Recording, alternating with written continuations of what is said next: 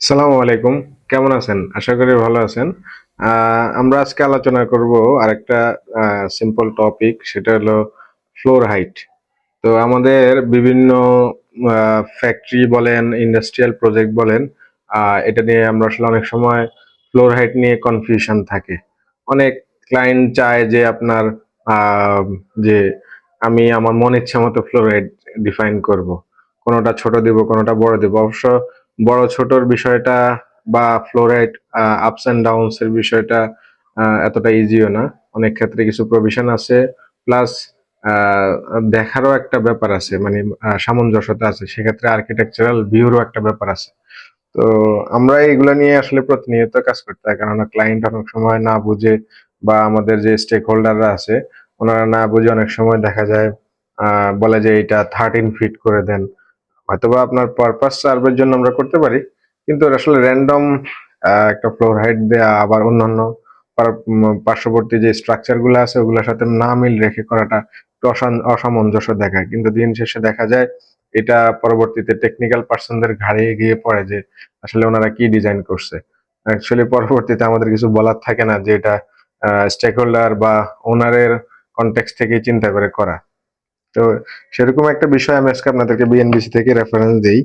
সেটা হলো বিএনবিসির volume 1 part 3 general building গাইডলাইনেই। আমি আজকে আসলে মানে জেনারেল বিল্ডিং গাইডলাইন দিয়ে শুরু করছি, কারণ এটা ইজি। অন্যান্যগুলো আস্তে আস্তে ইনশাল্লাহ আপনাদের সাথে শেয়ার করব। Minimum ceiling height for different occupancies. Occupancy বলতে আগে একটু অকুপেন্সিটা, মানে অকুপেন্সি বলতে বিভিন্ন ক্রাইটেরিয়াতে যেমন আমরা ইউজ করি, এর মধ্যে অনেকগুলো অকুপেন্সিও আছে, যেগুলো আপনার, যদি আমি আপনাদেরকে একটু ডিফাইন করে বলি,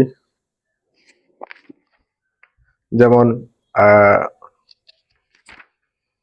রেসিডেন্সিয়ালের ক্ষেত্রে অকুপেন্সি এ, অকুপেন্সি টাইপ এ, এডুকেশনাল বি, আপনার ইন্ডাস্ট্রিয়ালের ক্ষেত্রে, ইনস্টিটিউশনাল ক্ষেত্রে সি, হেলথ কেয়ারের ক্ষেত্রে D, business E type, F mercantile, industrial ক্ষেত্রে হলো আপনার জি। জি এর মধ্যে দুইটা আছে, সেটা হলো আপনার G1 G2, প্রত্যেকটার মধ্যে ভাগ আছে। তারপরে আপনার স্টোরেজের ক্ষেত্রেও দুইটা ভাগ আছে, H type, assembly I, hazardous building J, garage আপনার কে, ইউটিলিটি এল, অ্যান্ড মিসেলেনিয়াস আছে দুইটা। সেই ক্ষেত্রে আরো আরো প্রভিশন আছে। কোনটার প্রত্যেকটারই ক্রাইটেরিয়া আছে। যেমন ইনস্টিটিউশনের ক্ষেত্রে অলমোস্ট 5টা ভাগ আছে। তো এগুলা মেনটেন করে ডিজাইন করতে হয় মূলত একজন ডিজাইনারকে। তো আজকে যেটা টপিক সেটা হলো আমাদের যে মিনিমাম সিলিং হাইট। তো এখানে যেটা বলা আছে বিএনবিসিতে, যে minimum ceiling height of different occupancies, occupancy যদি এডুকেশনাল, ইনস্টিটিউশনাল, হেলথ কেয়ার এবং অ্যাসেম্বলি হয়, সেক্ষেত্রে আপনার 3 metre for non air air conditioning, and 2.5 metre for air condition building. তো এই প্রভিশনটা only for educational, institutional, health care and assembly.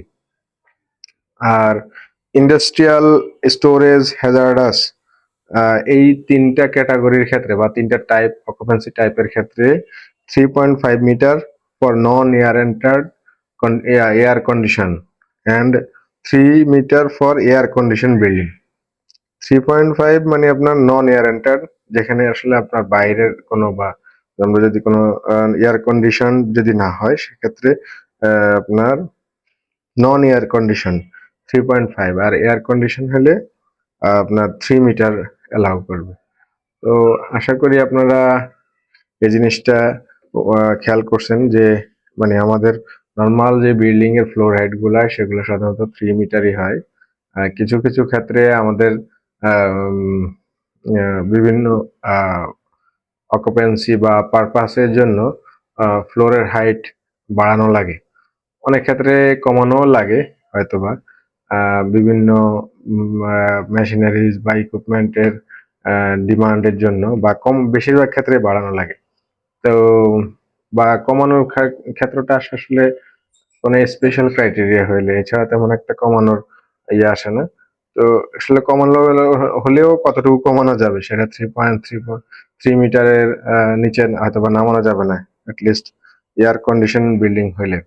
R storage facilities থাকে, এগুলোর জন্য আমরা মোর হায়ার করি। সেক্ষেত্রে 16 feet, 14 feet, 16 feet, 18 feet, 20 feet, 22 feet পর্যন্ত অনেকে করে, বা ডাবল হাইট ফ্লোরও করে অনেকে।